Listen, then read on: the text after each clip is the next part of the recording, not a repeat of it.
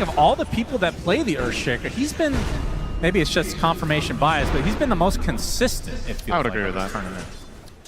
And it's not only this, I would also say his Sand King. We've seen some, to put it bluntly, some pretty underwhelming Sand King games on the main stage, like a lot of missed spells, perhaps some positioning errors, but Malrine to me has been the gold standard of this tournament on those two specific heroes.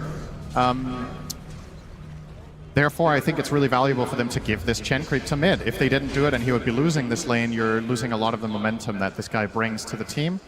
Many of the games and the tournaments they've won this year have been off of Malrine getting active early, as he is playing with one of the greedier offlane players in the tournament, in Amar, of course. And I think if there's one word to describe Falcons as a team for its entirety of its history, it is greedy, right? Yeah. They always farm. Snaking, maybe the position 5 in the scene that gets the most last hits on average, I would think.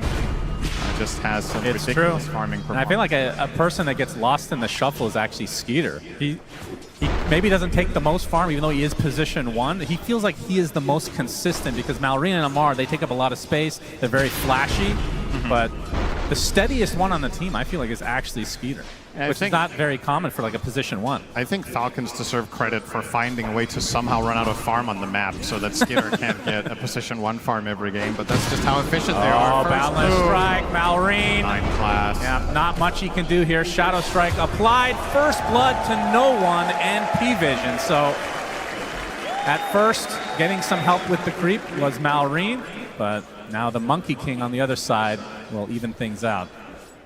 Something I was curious to see in this series in particular going into today was how Falcons were going to approach the first phase, because in my opinion, ParaVision are not holding their cards close to their chest with how they draft in phase 1. It's always this Monkey King or this Slark. You banned one but gave away the other. I was wondering if they were going to ban both and try to take some different trade, but so far, 9 class on this Monkey King with a ridiculous